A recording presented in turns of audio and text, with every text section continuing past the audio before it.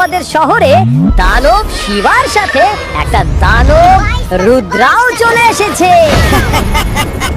Franklin আজ বাঁচতে পারবে না আমাদের হাত থেকে। তো গাইজ, এই ঘটনাটি ঘটেছিল সেই দিন যেদিন আমি আমার নানি বাড়ি থেকে নিজের বাড়িতে ফিরছিলাম। ফিরতে ফিরতে আমার অনেক রাত হয়ে যায়। আশেপাশে আমি শিয়ালের ডাক শুনতে পাচ্ছিলাম। আমার অনেক ভয় লাগছিল, কারণ ওই রাস্তাটা ছিল ভয়ঙ্কর একটি ঘন জঙ্গলের পাশ দিয়ে। আর আমার নানি বলেছে এই জঙ্গলে নাকি ভয়ানক সব ভূত প্রেত বাস করে। আরে আরে, এটা কি হচ্ছে? আমার গাড়ি হঠাৎ এমন ঝাঁকি মারছে কেন? এ কি, গাড়ি তো থেমে গেল। আমার কেন জানি মনে হচ্ছে কিছু একটার সাথে আমার গাড়ির অ্যাক্সিডেন্ট হয়েছে। মনে হয় আমার গাড়ির চাকার তলে কিছু একটা পড়েছে। চলো তো ভাই, গাড়ি থেকে নেমে একটু দেখি। আরে বাপ রে বাপ, এটা আমি কি করলাম? এটা তো রুদ্রা। কিন্তু হঠাৎ করে রুদ্রা আমার গাড়ির তলে কিভাবে চলে আসলো? ভাই, রুদ্রাকে আমি ভুল করে মেরে ফেললাম। এখন রুদ্রার বাবা তো আমাকে আর ছাড়বে না। রুদ্রার বাবা অনেক রাগী। কিন্তু রুদ্রা আমাদের এই সিটিতে কেন আসছে? ভাই, আশেপাশে কাউকে দেখতে পাচ্ছি না। চলো ভাই, এর বাবা আসার আগেই আমি এখান থেকে কেটে পড়ি। ওরে বাপরে বাপ গাইজ, আজকে আবার কি হয়ে গেল? আর ওই রুদ্রার বাবা কিন্তু অনেক শক্তিশালী। ও যদি একবার জানতে পারে না যে আমি ওর ছেলেকে মেরেছি, তাহলে ও কিন্তু আমাকে এবং আমার পুরো শহরকে ভেঙে চুরে ধ্বংস করে দেবে। আর ওই রুদ্রার বাবা কিন্তু অনেক বড়। তবে যাই হোক গাইজ, আমাকে কিন্তু কেউই দেখতে পায়নি। চলো এখন একটু জোরে চালিয়ে আমি তাড়াতাড়ি বাড়ি চলে যাই। আর তারপরেই গাইজ আমি বাড়ি চলে যাই। আর রুদ্রার ছেলের মৃতদেহ সেখানেই পড়ে থাকে। এদিকে সেই সময় জঙ্গলের মধ্যে ছোট রুদ্রার বাবা তার ছেলের জন্য অপেক্ষা করছিল। আরে আমার ছোট ছেলেটা খেলতে খেলতে কোথায় গেল? অনেকক্ষণ হয়ে গেল, এখনো আসছে না কেন? আমাদের আবার তাড়াতাড়ি এই শহর থেকে আমাদের নিজেদের শহরে চলে যেতে হবে। আবার 1 মাস পর আমি আর আমার ছেলে রাতের বেলায় এই শহর ঘুরতে আসবো। কিন্তু এদিকে যাওয়ার সময় তো হয়ে গেল, আমার বাচ্চা এখনো আসলো না। ব্যাপারটা বুঝতে পারছি না, আমার বাচ্চা আবার কোনো বিপদে পড়লো না তো? চলো তো আমার পাওয়ার দিয়ে দেখি ও কোথায় কি করছে। আরে এ কি, আমি কি দেখছি? আমার ছেলে তো মারা গেছে। আর ওই তো ওর পাশে একটা লোককে দেখছি। আরে ওটা তো এই শহরের ফ্র্যাঙ্কলিন। ওকে আজ আমি ছাড়বো না। ওরা তো বড় সাহস, ও আমার ছেলেকে মেরেছে।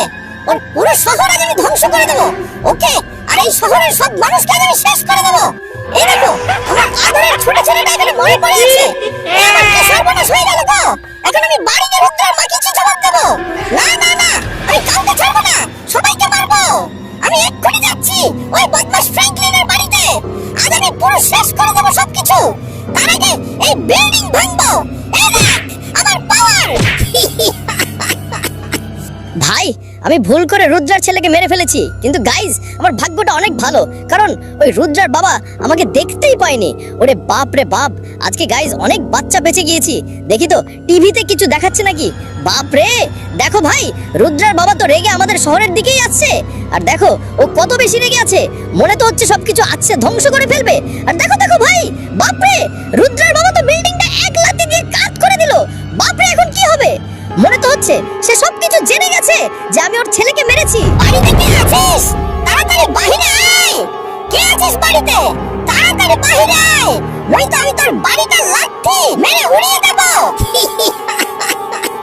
1 মিনিট, বাইরের দিকে এত জোরে জোরে কিসের আওয়াজ হচ্ছে? চলো চলো গাইজ, তাড়াতাড়ি চলো বাইরে গিয়ে দেখি কিসের এত শব্দ হচ্ছে। এ কি, এ তো আমার বাড়িতে রুদ্রা চলে এসেছে। আরে এই শয়তান মানুষের বাচ্চা, তুই কি ভেবেছিলি তুই আমাদের ছেলেকে মেরে ফেলবি আর আমি কিছুই জানতে পারবো না? আমি সব জেনে গিয়েছি। তুই আমার আদরের ছেলেকে গাড়ি চাপা দিয়ে মেরেছিস।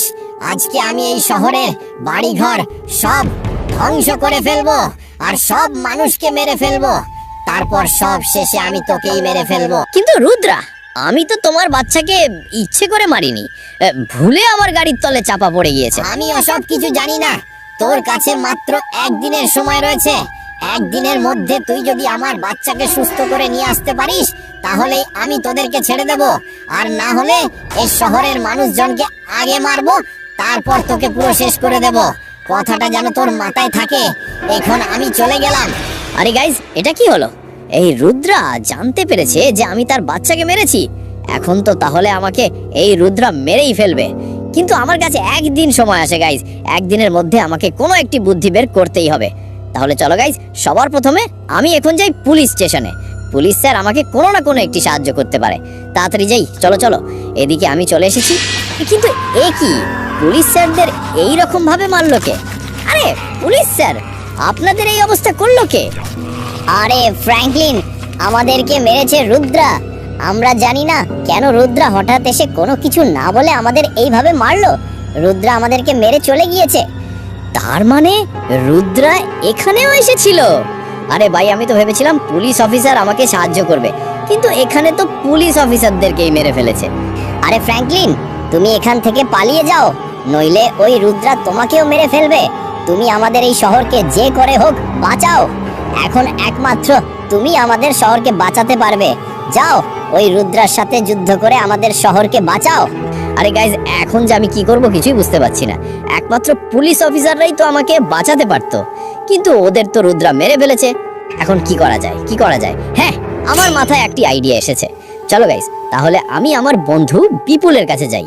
একমাত্র বিপুলই আমাকে এই রুদ্রাকে মারার উপায় বলতে পারবে, কারণ ওই বিপুলের মাথায় না অনেক বুদ্ধি। তাহলে চলো গাইজ, চলো তাড়াতাড়ি চলো, আর একদমই দেরি করে লাভ নাই। হ্যাঁ ফ্র্যাঙ্কলিন, এই বিপদ থেকে বাঁচার জন্য আমি তোকে একটা উপায় বলতে পারি।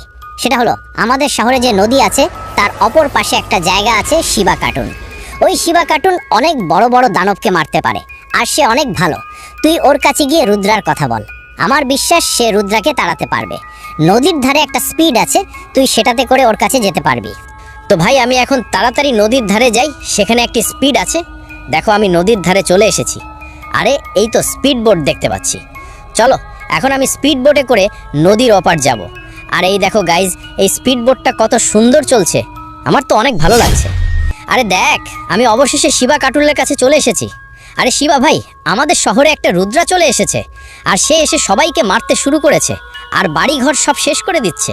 কি, ওই রুদ্রা এত বড় সাহস? ঠিক আছে, তুমি যাও, আমি এখনই আসছি। এখন আর কোনো চিন্তা নেই, আমি তাড়াতাড়ি স্পিড বোটটা নিয়ে বাড়ি চলে যাচ্ছি, কারণ একটু পরে শিবা আর রুদ্রার মধ্যে সেই ভয়ানক একটা যুদ্ধ হবে। এদিকে যুদ্ধ শুরু হয়ে গেছে, আর দেখো শিবা রুদ্রাকে মেরে মাটিতে ফেলে দিল, আর বদমাশ রুদ্রা মারা গেল। শিবাকে অনেক ধন্যবাদ বদমাশ রুদ্রাকে মারার জন্য। তো ভাই চলো, ভিডিও শেষ করার আগে দেখে নি তোমরা আমার আগের এই ভিডিওতে কে কে কমেন্ট করেছিলে। প্রথমে আছে দিশান সরকার, এরপরে কমেন্ট করেছো আতুল মণ্ডল, আরো আছে মাইশা, জাকারিয়া, মিজান, মুজাহিদ, আব্দুল্লাহ। এছাড়াও কমেন্ট করেছো জিহাদ, সালিয়ান নবী, এরপর নাকিব। তো ভাই, তোমাদের সবাইকে কমেন্ট করার জন্য অনেক অনেক ধন্যবাদ। আর তুমিও যদি তোমার নামটি আমার ভিডিওর মাঝে এইভাবে দেখতে চাও, তাহলে তাড়াতাড়ি এই ভিডিওতে একটা লাইক দিয়ে চ্যানেলটি সাবস্ক্রাইব করে তোমার সুন্দর নামটি কমেন্ট করে দাও। আর আমার পরের ভিডিওর জন্য অপেক্ষা করতে থাকো, কারণ সেখানেই তুমি তোমার নামটি দেখতে পাবে। দেখা হচ্ছে তোমাদের সাথে পরের কোনো মজার ভিডিওতে। ততক্ষণ পর্যন্ত ভালো থাকো, আর চাইলে তোমরা আমার এই ভিডিওটিও দেখতে পারো, অনেক ভালো লাগবে। আর সবাই মা বাবার কথা মেনে চলবে। বিদায়।